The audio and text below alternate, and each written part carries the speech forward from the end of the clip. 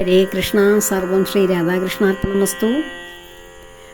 പുത്രത ഏകാദശി അല്ലെങ്കിൽ പവിത്ര ഏകാദശി, ശ്രാവണമാസ ശുക്ലപക്ഷ ഏകാദശി കഴിഞ്ഞ ദിവസം വീഡിയോ ചെയ്തിരുന്നു. ഓഗസ്റ്റ് 16 ഏകാദശി ദിവസമാണ് കടന്നു വരുന്നത്. അതിനെപ്പറ്റി വിശദമായി പറഞ്ഞിരുന്നു. എങ്കിലും ധാരാളം സംശയങ്ങൾ കണ്ടതിൻ്റെ പേരിൽ മറ്റൊരു വീഡിയോ കൂടി ചെയ്യുവാൻ ആഗ്രഹിക്കുകയാണ്. ഏകാദശി ആദ്യമായി എടുക്കുന്നവരും സ്ഥിരമായി എടുക്കുന്നവരും ഒക്കെ ഉണ്ടാകും.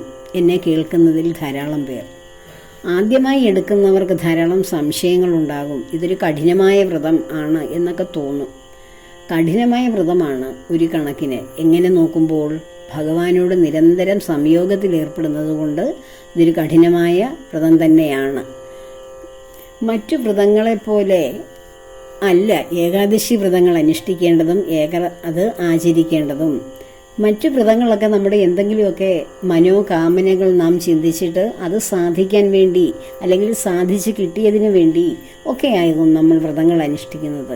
എന്നാൽ ഏകാദശി വ്രതം നാം ജന്മാന്തരങ്ങളായി ചെയ്ത കർമ്മങ്ങളെ നമുക്കൊരു തരത്തിലും ആ കർമ്മങ്ങൾ നശിപ്പിക്കുവാനോ ആ കർമ്മങ്ങളുടെ ആ സംസ്കൃതി നമ്മളിൽ നിന്ന് മാറ്റുവാനും ഒന്നും മറ്റൊരു കർമ്മങ്ങൾ കൊണ്ടും കഴിയില്ല.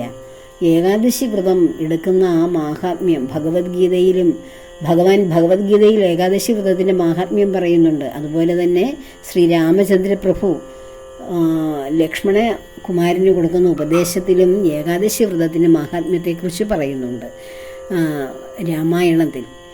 അപ്പോൾ ഇതൊക്കെ ഈ വ്രതം അനുഷ്ഠിക്കുന്നത് വഴി നമ്മൾ അനേക കാലമായി ഏതൊക്കെയോ ജന്മങ്ങളിലൂടെ കടന്നുകൂടി ചെയ്ത പാപങ്ങളുടെ ഫലം കരിച്ചു കളയുവാൻ, ഇല്ലാതെയാക്കുവാൻ, അതുപോലെ തന്നെ പാപസംസ്കൃതി ഇല്ലാതെ വരുവാൻ ഒക്കെയാണ് നമ്മൾ ഈ ഏകാദശി വ്രതം അനുഷ്ഠിക്കുമ്പോൾ നമുക്ക് കിട്ടുന്ന നന്മ ജീവിതത്തിൽ.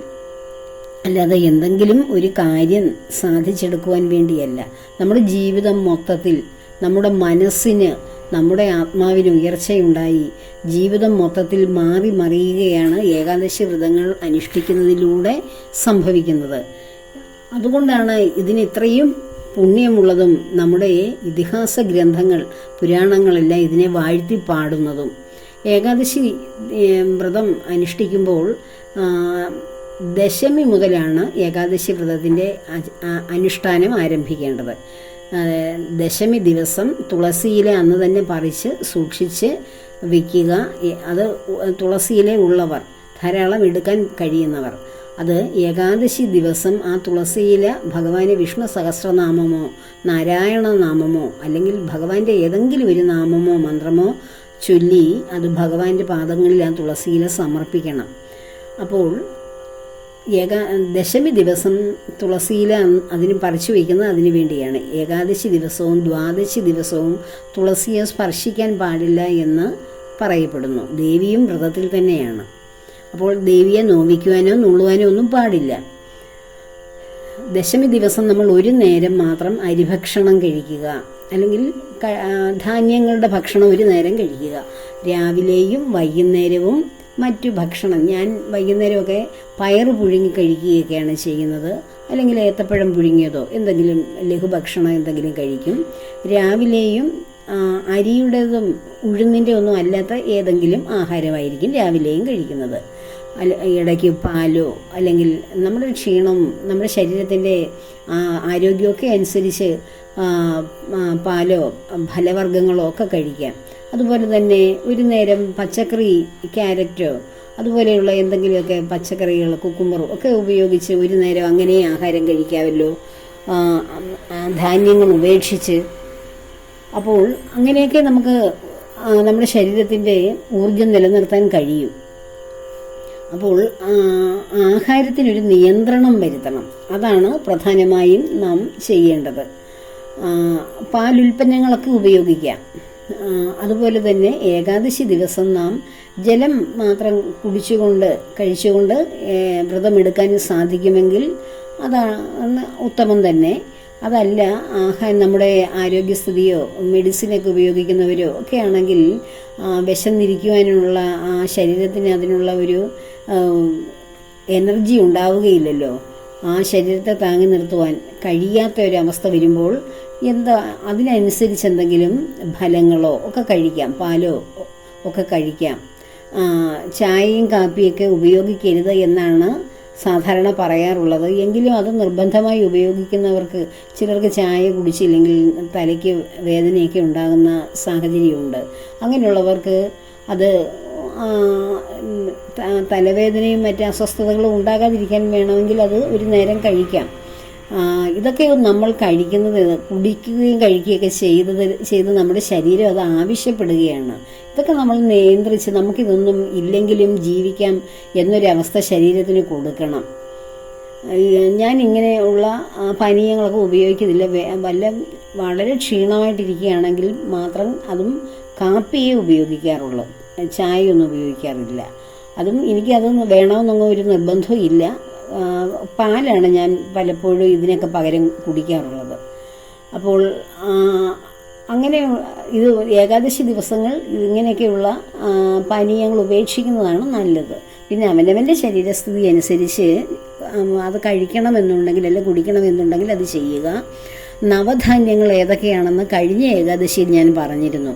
ആ ധാന്യങ്ങൾ നാം ഏകാദശി ദിവസം ഉപയോഗിക്കാൻ പാടില്ല, നവധാന്യങ്ങളൊന്നും തന്നെ. അങ്ങനെ പഴവർഗ്ഗങ്ങളൊക്കെ ഉപയോഗിക്കാമല്ലോ, പുളിയില്ലാത്ത പഴങ്ങൾ ഒക്കെ ഉപയോഗിക്കാം. വിശപ്പ് സഹിക്കാൻ വയ്യ എന്ന് തോന്നുന്നവർക്ക് നമ്മൾ ആഹാര രീതിയിൽ മാത്രമല്ല നിയന്ത്രണം വരുത്തേണ്ടത്. നമ്മൾ സദാ ഭഗവാന്റെ നാമത്തിൽ, ഭഗവാന്റെ ധ്യാനത്തിൽ ഇരിക്കുവാനുള്ള ഒരു മനസ്സ്, അതിന് 1-2 ദിവസങ്ങൾക്ക് മുമ്പ് തന്നെ ഭഗവാനുമായിട്ട് നല്ല സംയോഗത്തിൽ ഏർപ്പെടണം. ഏകാദശി ദിവസം മാത്രമായിട്ട് നമുക്കത് കിട്ടില്ല. അതിനു മുമ്പ് തന്നെ നമ്മൾ അതിലേക്ക് ക്രമേണ വന്നുകൊണ്ട് ഭഗവാന്റെ നാമം ജപിച്ച് മറ്റ് ചിന്തകൾ വരുന്നതിനെ നമ്മൾ ഒഴിവാക്കി ഭഗവാനെ, എനിക്ക് മറ്റ് ചിന്തകളൊന്നും എൻ്റെ ഉള്ളിലേക്ക് കടന്നു വരാതെ അങ്ങയുടെ ആ പത്മപാദങ്ങൾ തന്നെ എൻ്റെ ഹൃദയത്തിൽ ഇങ്ങനെ അമർന്നിരിക്കണേ, എനിക്ക് ആ ഹൃദയത്തിൽ അങ്ങയുടെ പാദങ്ങൾ മാത്രമേ ഇങ്ങനെ കാണിക്കാവുള്ളേ എന്നൊക്കെ ഇങ്ങനെ പ്രാർത്ഥിച്ച് മറ്റ് ചിന്തകളിൽ നിന്നൊക്കെ നമ്മുടെ മനസ്സിനെ ഒഴിവാക്കി കൊണ്ടുപോകണം. ഏകാദശി ദിവസവും കഴിഞ്ഞ് അതിനുശേഷം മഹാദ്വാദശി ദിവസം പാരണയുടെ സമയം ഞാൻ കഴിഞ്ഞ വീഡിയോയിൽ പറഞ്ഞിരുന്നു.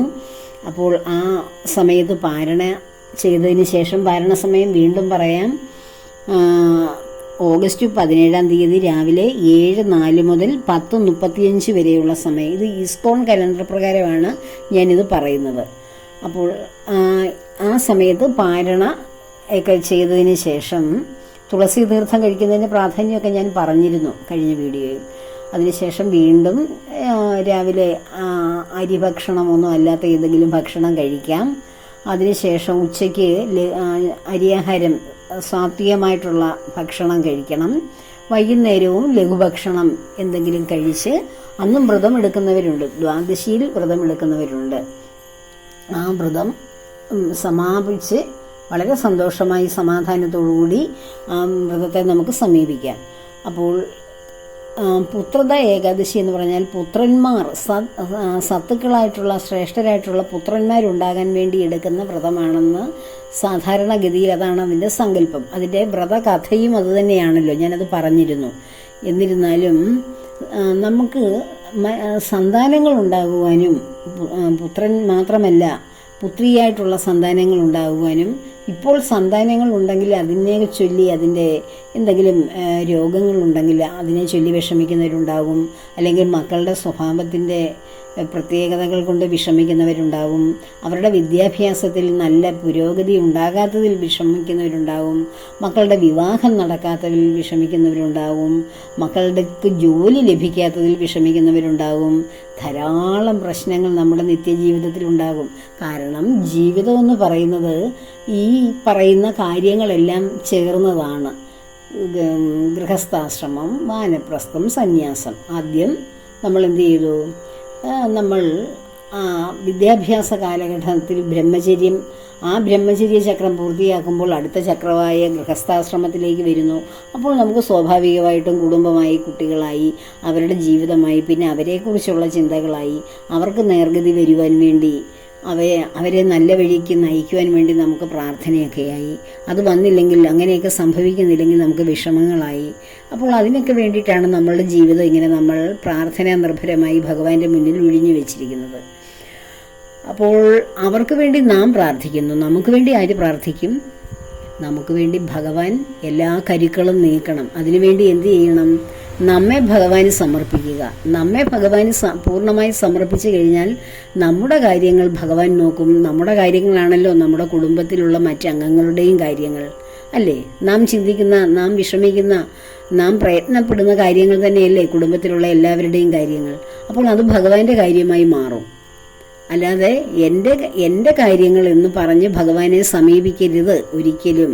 ഭഗവാനെ, എൻ്റെ മക്കൾ, അല്ലെ എൻ്റെ ഭർത്താവ്, എൻ്റെ ഭാര്യ, എൻ്റെ അച്ഛൻ, എൻ്റെ അമ്മ, ഇതൊക്കെ എനിക്ക് ഭഗവാൻ തന്നതല്ലേ. ഭഗവാനെ, അവിടുന്ന് തന്ന അവിടുന്ന് എനിക്ക് വളർത്തുവാൻ തന്ന അങ്ങയുടെ സന്താനങ്ങൾ, അത് ഞാൻ നല്ല അമ്മയായതുകൊണ്ടാകാം, അല്ലെങ്കിൽ നല്ല അച്ഛനായതുകൊണ്ടാകാം എനിക്ക് കുഞ്ഞുങ്ങളെ തന്നത്. അവർക്ക് എന്ത് പോരായ്മയുണ്ടെങ്കിലും അവിടുന്നല്ലേ അവരെ സൃഷ്ടിച്ചത്. അവരുടെ കർമ്മങ്ങളെല്ലാം അറിയാവുന്ന അങ്ങക്കല്ലേ. അവിടുന്ന് തന്നെ അതിന് പരിഹാരം കണ്ടെത്തിയാട്ടെ. എനിക്കിതിനുള്ള കഴിവില്ലല്ലോ ഭഗവാനെ. ഞാൻ എത്ര ശ്രമിച്ചാലും എൻ്റെ പരിധിക്കുള്ളിൽ നിന്നല്ലേ എനിക്ക് എല്ലാം ചേഞ്ച് ചെയ്യാൻ കഴിയുകയുള്ളൂ. ഇപ്പം നമുക്ക് മക്കളുടെയോ അല്ലെങ്കിൽ നമ്മുടെ കുടുംബത്തിൽപ്പെട്ട മറ്റുള്ളവരുടെയോ മനസ്സിന് പരിവർത്തനം ഉണ്ടാക്കാൻ നമുക്ക് പറ്റുമോ? നമ്മൾ എത്ര ഉപദേശം കൊടുത്താലും, അതിനുവേണ്ടി എത്ര പണം ചെലവഴിച്ചാലും, എത്ര സമയം ചെലവഴിച്ചാലും അതൊന്നും മാറ്റാൻ പറ്റില്ല. പിന്നെ മാറ്റാൻ പറ്റുന്നത് ആരാണ്? ഭഗവാനേയും പറ്റുമോ? അത് ഭഗവാൻ ഒന്ന് മനസ്സ് വെച്ചാൽ ഏത് മാറാത്തതും മാറിയിരിക്കും. എല്ലാറ്റിനും ചേഞ്ച് വരും. അതാണ് ഭഗവാനും നമ്മളും തമ്മിലുള്ള വ്യത്യാസം.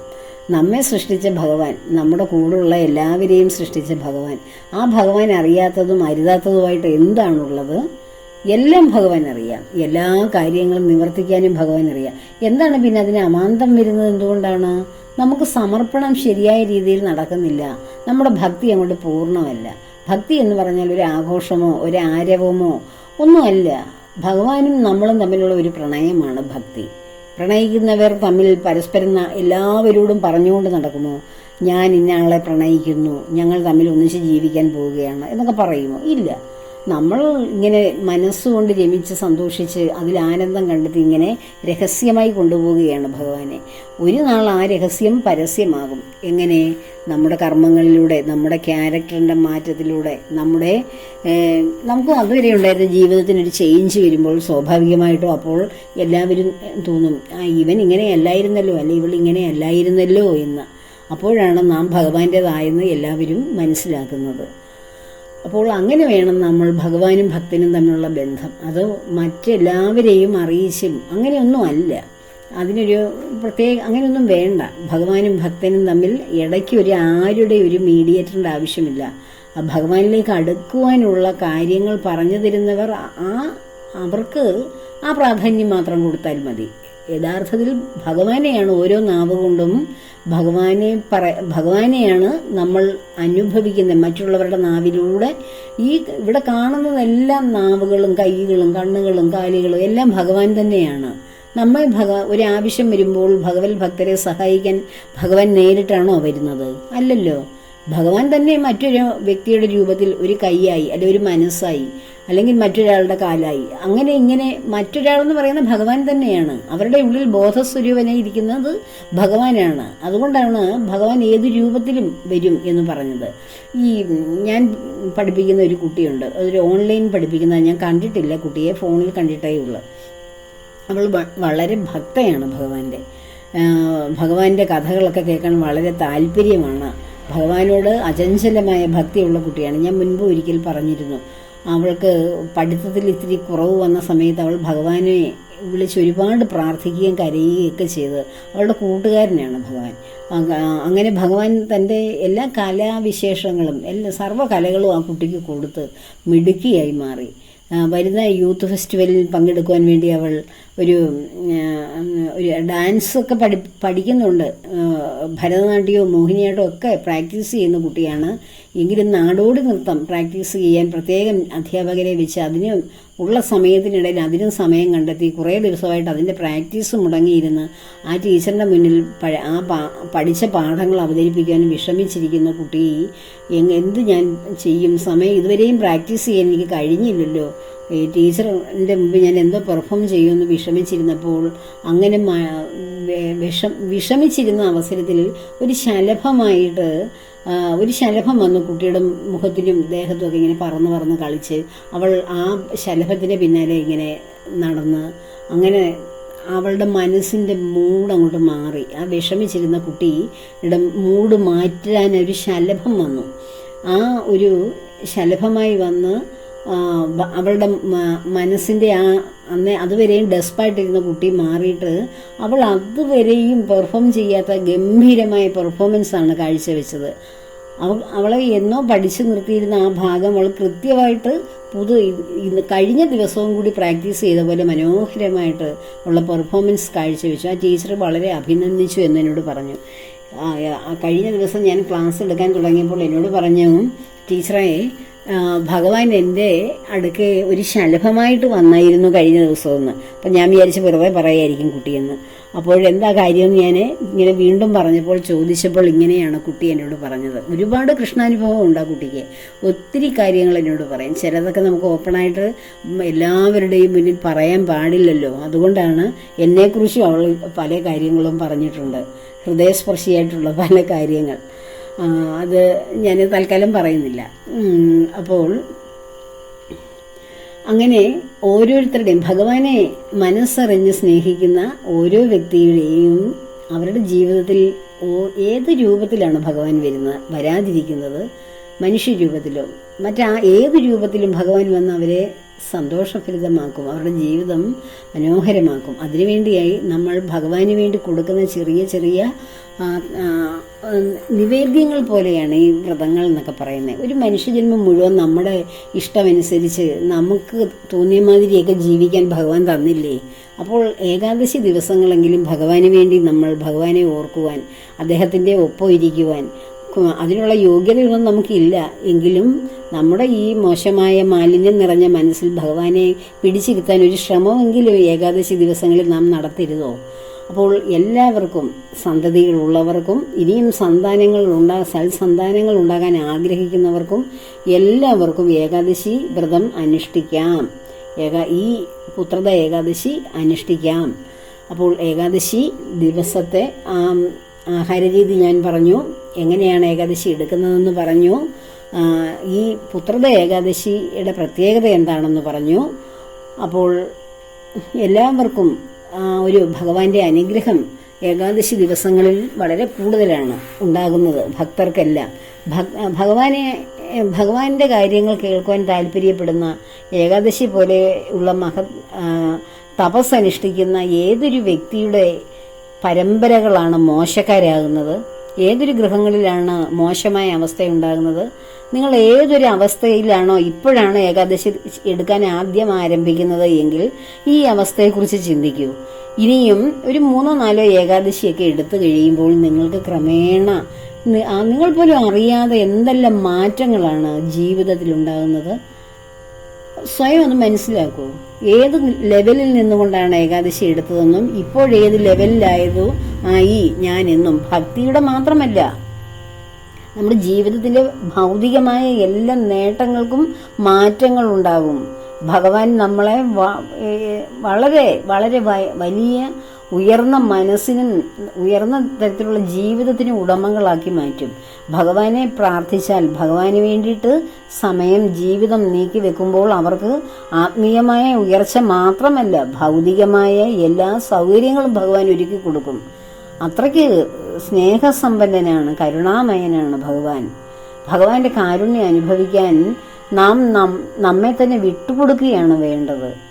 ഒരാളെ എത്ര നമ്മൾ സ്നേഹിക്കുന്നു അതിനെ ആശ്രയിച്ചിരിക്കില്ല ആ ആൾക്ക് നമ്മളോടുള്ള ആ വിശ്വാസവും നമ്മളോടുള്ള കരുതലുമെല്ലാം. നമ്മൾ ഒരു യാത്രക്കിടയിൽ അല്ലെങ്കിൽ ജീവിതത്തിൽ വല്ലപ്പോഴും മാത്രം ചെന്ന് പരിചയപ്പെടുന്ന ഒരു വ്യക്തിയിൽ നിന്ന് നമുക്ക് എത്ര കിട്ടാനാണ്? സ്ഥിരമായി നമ്മൾ കാണുകയും സംസാരിക്കുകയും സൗഹൃദം പങ്കിടുകയും സ്നേഹം പങ്കുവയ്ക്കുകയും ചെയ്യുന്നവരിൽ നിന്ന് കിട്ടുന്ന ആ ഒരു കരുതല് ഇടയ്ക്ക് എന്തെങ്കിലും ഒരു ആവശ്യം വരുമ്പോൾ ഓടി ചെല്ലുന്ന സൗഹൃദങ്ങളിൽ നിന്ന് കിട്ടുമോ?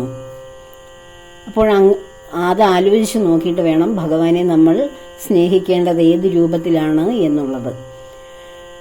അപ്പോൾ ഏകാദശി ദിവസത്തെക്കുറിച്ച് പറഞ്ഞു, ദ്വാദശി ദിവസവും പറഞ്ഞു. ഇനിയും ഹരിവാസര സമയത്തെക്കുറിച്ച് പറയാം. ഏകാദശി ദിവസത്തിൽ ഏറ്റവും പ്രാധാന്യമുള്ളത് ഹരിവാസര സമയത്തിനാണ്. ഭഗവാൻ ലക്ഷ്മി സമേതനായി തൻ്റെ പ്രിയപ്പെട്ട ഭക്തരെ കാണുവാൻ ഭൂമി ആകുന്ന ഈ കർമ്മ മണ്ഡലത്തിൽ എത്തിച്ചേരുന്ന സമയമാണ് ഏകാദശി ദിവസങ്ങളിലെ ആ ഹരിവാസര സമയം. ഹരിവാസര സമയം എന്ന് പറഞ്ഞാൽ ഏകാദശിയുടെ അവസാനത്തെ 6 മണിക്കൂറും ദ്വാദശിയുടെ ആദ്യത്തെ 6 മണിക്കൂറും കൂടി ചേർന്ന് വരുന്ന 12 മണിക്കൂർ സമയമാണ് ഹരിവാസര സമയം. ആ സമയം നമ്മൾ നിരന്തരം നാമജപങ്ങളിൽ ഏർപ്പെടുക. അതുപോലെ തന്നെ ഏകാദശി വ്രതത്തിന് ശേഷം നമ്മൾ ആ ഏകാദശി ദിവസവും ദ്വാദശി ദിവസവുമൊക്കെ ദാനം ചെയ്യണം. നമ്മൾ എന്ത് കിട്ടിയാലും മറ്റുള്ളവർക്ക് എന്താണോ നമ്മുടെ കയ്യിലുള്ളത് അത് മറ്റുള്ളവർക്ക് ദാനം ചെയ്യാൻ ഒരു മനസ്സ് കാണിക്കണം. ഭഗവാന് വെണ്ണയും ഒക്കെ സമർപ്പിക്കാം. അതുപോലെ പാലും വെണ്ണയൊക്കെ ഈ ഏകാദശി ദിവസം സമർപ്പിക്കാം ക്ഷേത്രത്തിൽ പോകാൻ കഴിയുന്നവർക്ക്. എന്ത് കൊടുത്താലും ഭഗവാൻ വളരെ സന്തോഷത്തോടെ സ്വീകരിക്കും.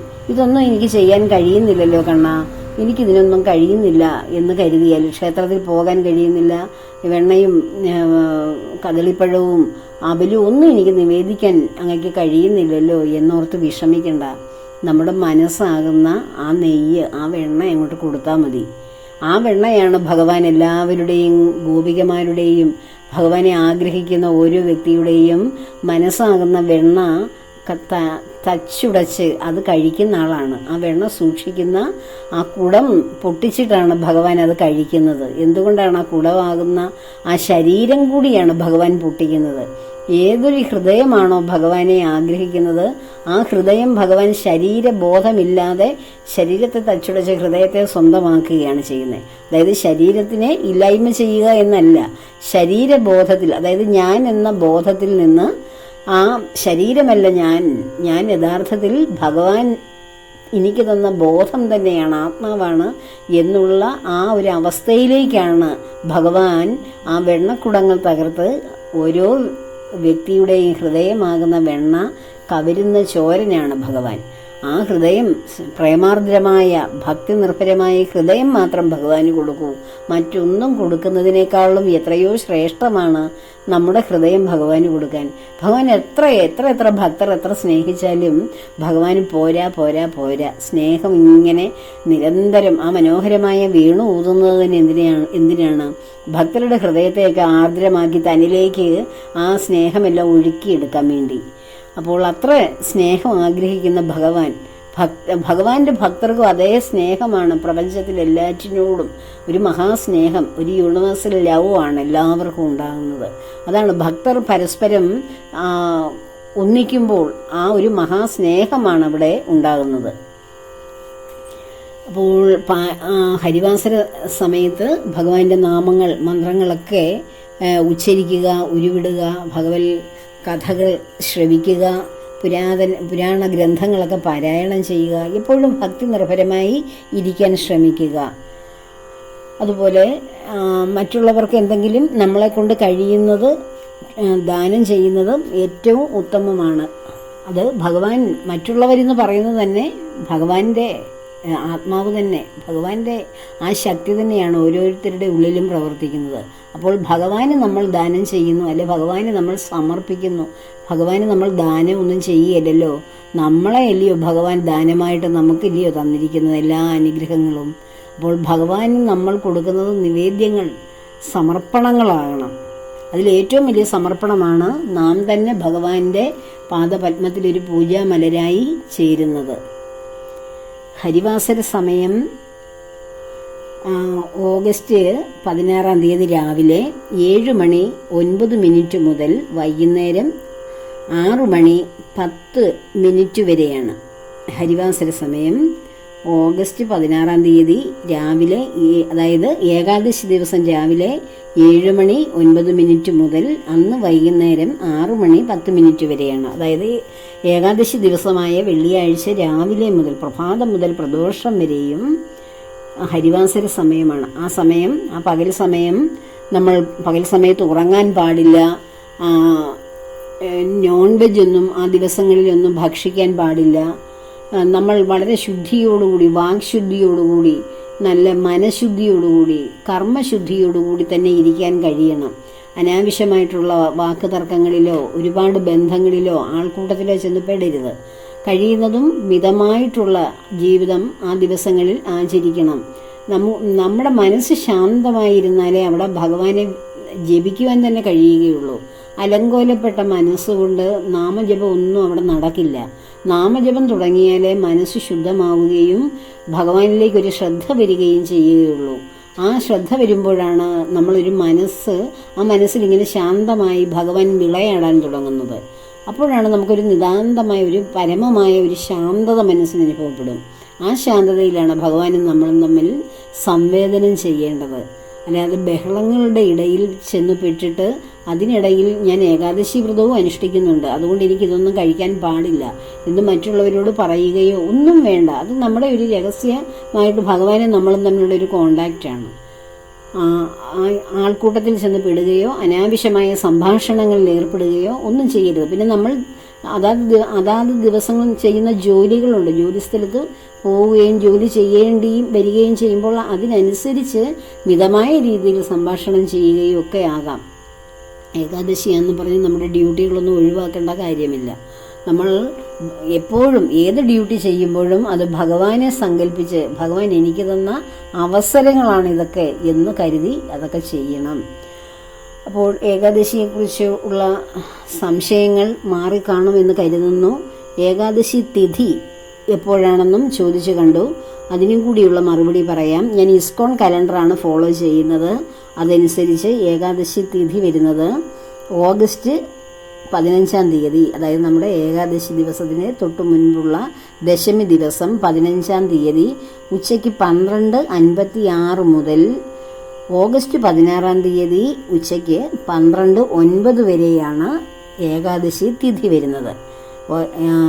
15 ഉച്ചയ്ക്ക് 12:56 മുതൽ 16 ഉച്ചയ്ക്ക് 12:09 വരെയാണ് ഏകാദശി തിഥി. അപ്പോൾ ഹരിവാസര സമയം പറഞ്ഞു, ഏകാദശി തിഥി പറഞ്ഞു, പാരണ സമയം ആദ്യം തന്നെ പറഞ്ഞു. അപ്പോൾ ഇനിയും സംശയങ്ങൾ ബാക്കിയുണ്ടെങ്കിൽ വീണ്ടും ചോദിക്കാം. പറയാൻ ഞാൻ വളരെ സന്തോഷത്തോടുകൂടി മറുപടി പറയാൻ കാത്തിരിക്കുന്നു. എല്ലാവർക്കും ഭഗവാന്റെ അനുഗ്രഹം ഉണ്ടാവട്ടെ. എല്ലാവരെയും ഭഗവാൻ അനുഗ്രഹിക്കട്ടെ. ഭഗവാന്റെ ആ സ്നേഹത്തിൻ്റെ, ആ കാരുണ്യത്തിൻ്റെ, കരുതലിൻ്റെ,